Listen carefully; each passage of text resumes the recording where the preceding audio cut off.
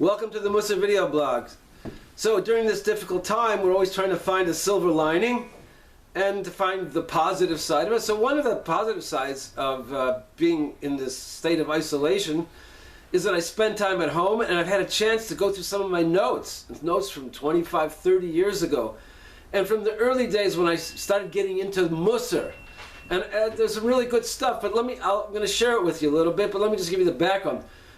What got me into Mussar to begin with is that, okay, I'm a rabbi, and I study Torah, and I just felt I'm growing quantitatively. Okay, I'm learning more Torah, doing another mitzvah, but I felt qualitatively, as a person, I didn't see the growth. I didn't feel that was happening. I was looking for something, and just to make it very, very short, that's what brought me to Mussar. I ended up going to France. There's a Mussar yeshiva there called the Navardic Yeshiva, which is based on an old European Mussar place, a whole movement back in Europe.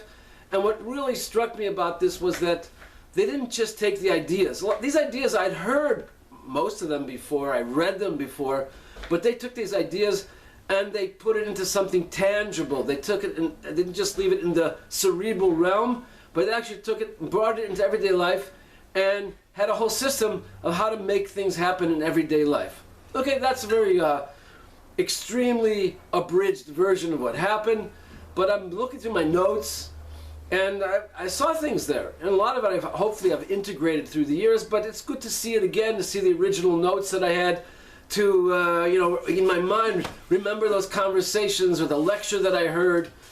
And so I'd like just to share a little bit with you about this idea. I'll share something today, and maybe in the next few weeks I'll share some more ideas. But one of the themes that keeps coming up again and again and again is this word hergish. It means you got to feel it.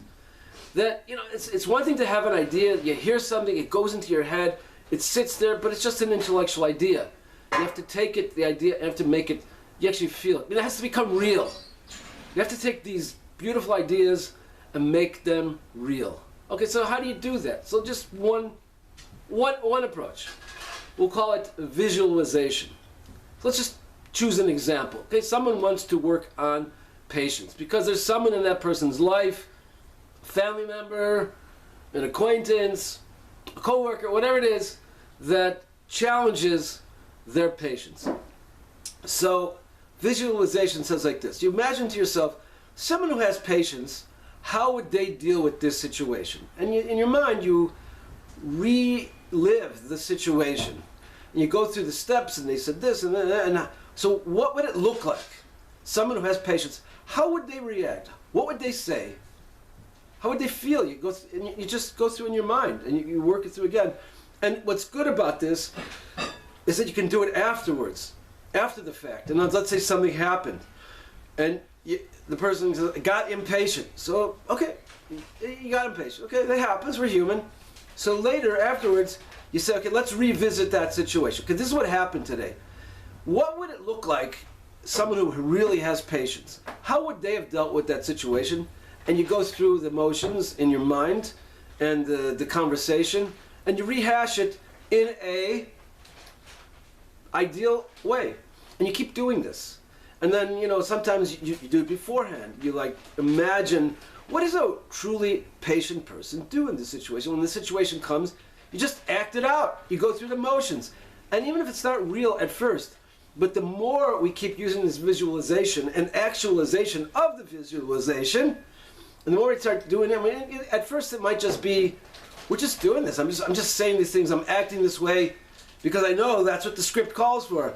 But as time goes by, we start to develop those neuro pathways, and we start to develop new habits, and suddenly it's no longer just something theoretical, but I find myself acting that way.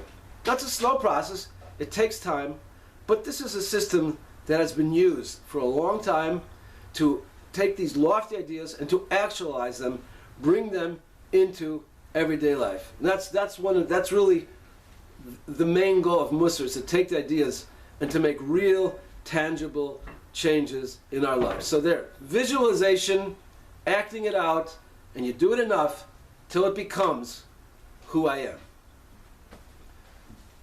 See you next time.